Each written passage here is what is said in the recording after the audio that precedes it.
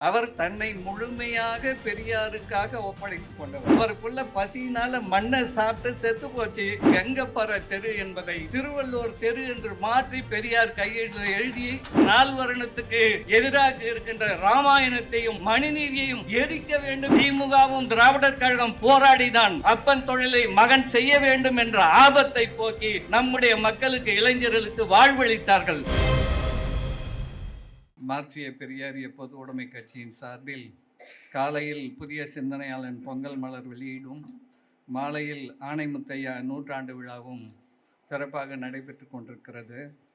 இந்த விழாவிற்கு தலைமை பொறுப்பு ஏற்றிருக்கின்ற தோழர் முகிலன் அவர்களே, சிறப்புரையாற்ற வந்திருக்கின்ற தோழர் சுபவி அவர்களே, இங்கே குழுமி இருக்கின்ற பெரியோர்களே, சான்றோர்களே, அனைவருக்கும் வணக்கம். வழக்கமாக பொங்கல் மலரை எப்பொழுதுமே பொங்கலுக்கு முன்னாடி தான் வெளியிடுவோம். 3 மாதம் முன்பே தேதி கேட்டு கூட பேராசிரியர் சுபவி அவர்களுக்கு ஜனவரி மாதத்தில் சனி ஞாயிறே கிடைக்கவில்லை. ஜனவரியில் சனி ஞாயிறே கிடைக்கவில்லை. ஆகவே தான் பிப்ரவரிக்கு இந்த நாள் கிடைத்ததால் இந்த ஆண்டு பொங்கலுக்கு பிறகு பொங்கல் மலரை வெளியிடுகிறோம் என்பதை தெரிவித்துக் கொள்கிறேன். பொதுவாக மார்க்சிய பெரியாரிய பொது உடைமை கட்சி மாநாடு நிகழ்ச்சி என்றாலே நான் பேச வரும்போதே ஆணைமுத்தையா சொல்லுவார், தம்பி 10 நிமிஷத்தில் முடிச்சுக்குப்பா அப்படின்வார். இந்த மாதிரி அது சொல்லாமலே முடித்து கொள்ளக்கூடிய ஒரு சூழலில் தான் இன்றைக்கு இருந்து கொண்டிருக்கிறோம். தோழர் குயில்தாசன் அவர்கள் மிக விரிவான விளக்கமாக எடுத்துரைத்தார்கள். ஆணைமுத்தையாவை பற்றி சுருக்கமாக 5 மணித்துளி தான். அவர் தன்னை முழுமையாக பெரியாருக்காக ஒப்படைத்து கொண்டவர். அதை தவிர வேறு எதுவுமே அவருக்கு கிடையாது. மனைவி, மக்கள், பிள்ளை, குட்டி பள்ளிக்கூட்டத்தில் சேர்ந்தாங்களா, படித்தாங்களா இல்லையா, எதையுமே கண்டுக்கல. போய் பள்ளிக்கூட்டத்தில் கூட சேர்க்கலை பிள்ளைகளை. அப்படிதான் அவர் தொடக்க காலத்திலிருந்து குடும்பத்தை பற்றி கவலைப்படாமல் பேர் வைக்கல, அவர் வைக்கல, அதை பற்றி கவலையும் படலை. ஒரு பிள்ளை பசியினால மண்ணை சாப்பிட்டு செத்து போச்சு. அப்பவும் வெளியூரில் ஒரு தீகா கூட்டத்தில் தான் அவர் ஏற்பாடு செய்ய போயிருந்து பெரியார்கிட்ட செய்தி சொல்லி அவர் அந்த ஊருக்கு சொல்லி ஆணைமுத்து வந்து இறந்து போன பெண் குழந்தை அடக்கம் செய்தார். அவருடைய வாழ்க்கை எதை பற்றியுமே கவலைப்பட மாட்டார். பெரியாருக்காக அப்படி அல்லும் பகலும் ஓயாது உழைத்தவர். அதாவது பெரியாருடைய வாழ்க்கை வரலாற்றை முழுமையாக எழுத வேண்டும் என்பதற்காக டெல்லி ஆவண காப்பகம், திருவனந்தபுரம் ஆவண காப்பகம், மைசூரு, சென்னை, கல்கத்தாவில் 1986 30 நாள் படிச்சிருக்காரு தேசிய நூலகத்தில்.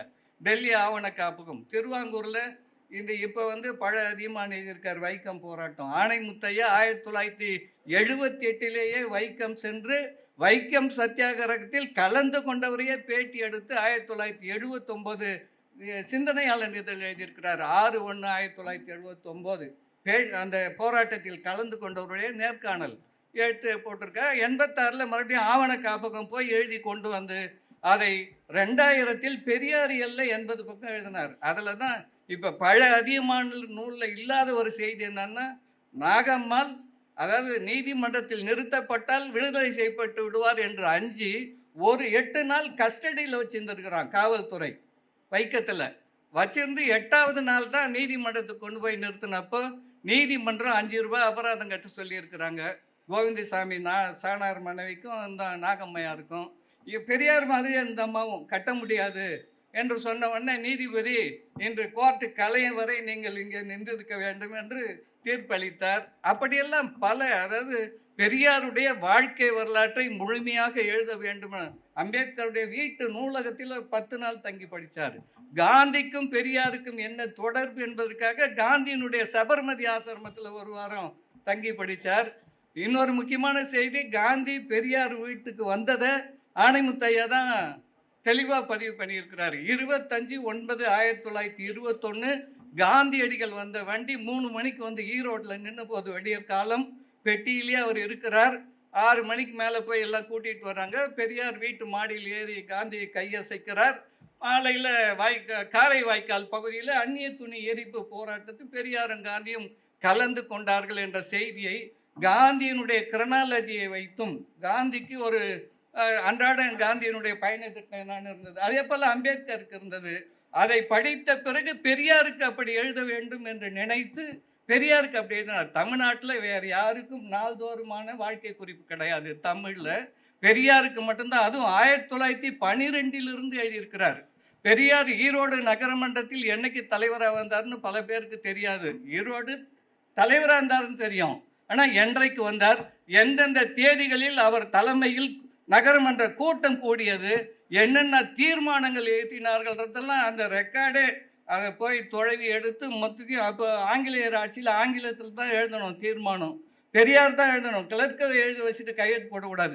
அதுக்காக பெரியார் ஒரு பாப்பாங்கிட்ட ஆங்கிலம் கற்றுக்கினார். அது எந்த பாப்பான்னு பேரை தெரிஞ்சு அந்த தீர்மானத்தெல்லாம் கொண்டாந்து ஒரு தொகுதியில் 2ஆம் பதிப்பு 20வது தொகுதியில் அதை சேர்த்திருப்பார். அதில் கங்கப்பற தெரு என்பதை திருவள்ளூர் தெரு என்று மாற்றி பெரியார் கையெழுத்தில் எழுதி எப்போ 1917. அப்போ பெரியாருக்கு இந்த ஜாதி ஒழிப்பு சிந்தனை என்பது அப்போதே இருந்திருக்கிறது. அப்போ 1922 நாடார்களை கோயிலுக்கு உண்டோன்னு சொல்லி தீர்மானம் கொண்டு வருது. அப்போ இதே இந்த ராஜாஜி, சத்தியமூர்த்தி ஐயர், சந்தானம் 4 பார்ப்பனர்கள் இந்த தீர்மானம் நிறைவேறினால் நாங்கள் காங்கிரஸை விட்டு வெளியேறி விடுவோம் என்று அறிவித்தார்கள். அந்த செய்தி நாடார் குலமித்திரனில் வந்தது. அதை ஆணைமுத்து ஐயா தான் முதலாக அன்றைக்கு இரவு திருப்பூரில் நடைபெற்ற கூட்டத்தில் இந்த நால்வர்ணத்துக்கு எதிராக இருக்கின்ற ராமாயணத்தையும் மணிநீதியையும் எரிக்க வேண்டும் என்று திருப்பூர் காங்கிரஸ் மாநாட்டில் 1922 அன்றைக்கு இரவு பொதுக்கூட்டத்தில் பெரியார் பேசிய செய்தியை ஆணைமுத்து ஐயா தான் தேதி உள்பட போட்டு பதிவு செய்திருக்கிறார்.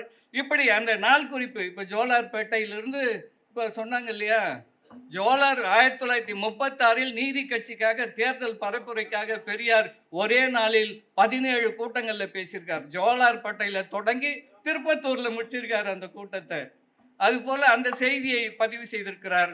அதன் பிறகு 1962 ஒரு செய்தி, பெரியார் ஒரே நாளில் 62 தேர்தலில் 19 கூட்டங்களில் பேசியிருக்கார் ஒரே நாள்.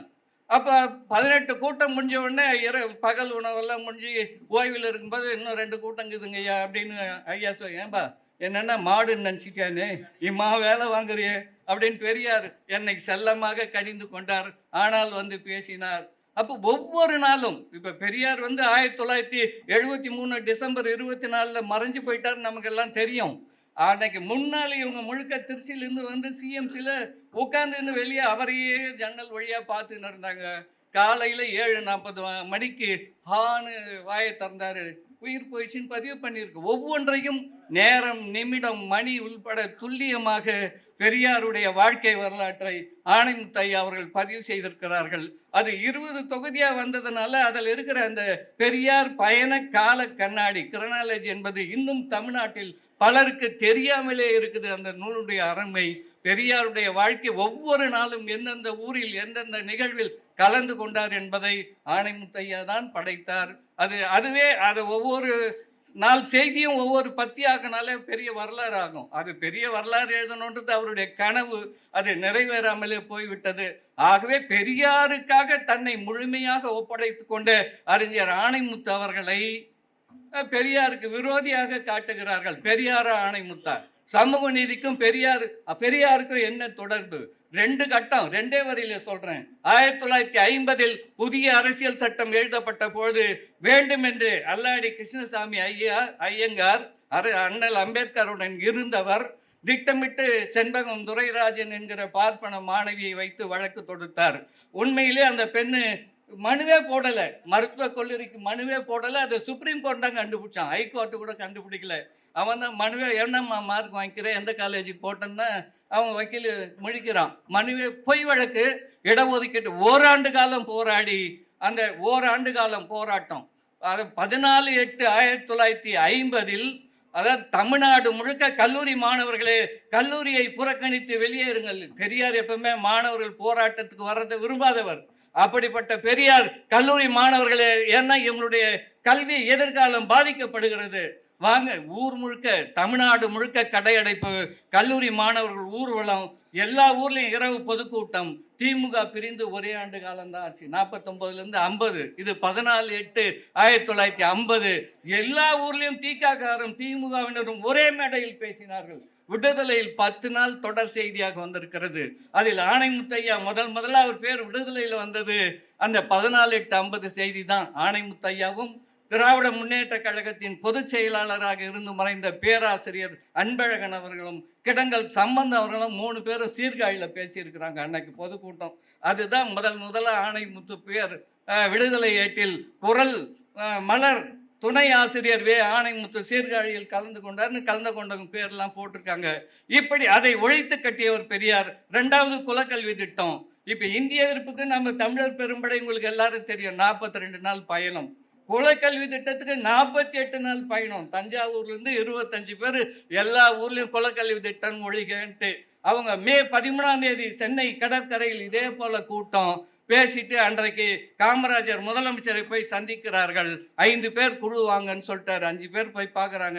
நீடாமங்கலம் ஆறுமுகம் தலைமையில் காமராஜர், நீங்கள் சொல்கிற கோரிக்கையெல்லாம் முதலமைச்சர் காமராஜர், நீங்கள் கேட்குற கோரிக்கையெல்லாம் நியாயமானது, இன்னும் 2-3 நாளில் நல்ல செய்தி வரும் போங்கன்னு சொல்லி அனுப்புகிறாரு.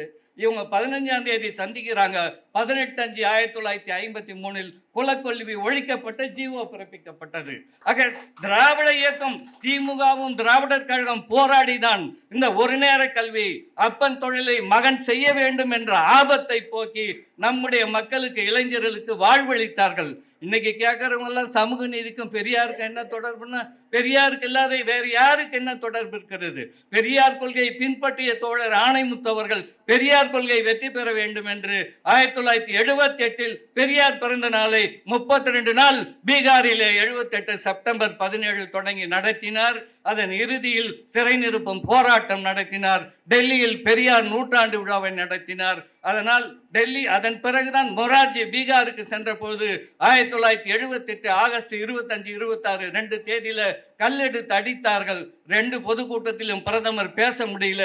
அதனால் வந்ததுதான் மண்டல் கமிஷன் என்பது. ஆணைமுத்துக்கு இந்தியாவில் எல்லா மாநிலத்திலும் தானே சமூக நீதி இருக்குது, தமிழ்நாட்டில் மட்டுமான்னு கேட்குறவங்களுக்கு ஒரே கேள்விதான். ஆணைமுத்து வடநாடு செல்வதற்கு முன்பு வட மாநிலங்களில் எந்த மாநிலத்தில் இடஒதுக்கீடு என்பதை யாராவது காட்ட முடியுமா? முதல்ல இவருடைய போராட்டத்தால் அவதேஷ் சிங் உதவியுடன் பீகார்ல வந்தது. அதன் பிறகு சில மாவட்டங்கள் விபி சிங் அமல்படுத்தின பிறகுதான் 20 மாவட்டங்கள்ல 20 மாநிலங்கள்ல இடஒதுக்கீடே வருது. மாநிலங்கள்ல அது வரைக்கும் மாநிலங்கள்ல ஓபிசிக்கு இடஒதுக்கீடு இல்லை. ஆகவே ஆணைமுத்து அவர்களையும் பெரியார் அவர்களையும் நேர் எதிராக நிறுத்துவது கண்டிக்கத்தக்கது. ஆணைமுத்து அவர்கள் முழுக்க பெரியாரின் தொண்டர், பெரியாருக்கானவர். அவருடைய நூற்றாண்டு விழாவை சிறப்பாக கொண்டாடுவோம். மாப்பே போக்கா மட்டுமல்லாமல் திராவிட இயக்கங்கள் அனைத்தும் ஆணைமுத்து அவர்களுக்கு விழா எடுக்க வேண்டும், கொண்டாட வேண்டும் என்ற என்னுடைய வேண்டுகோளை வைத்து விடைபெறுகிறேன். நன்றி, வணக்கம்.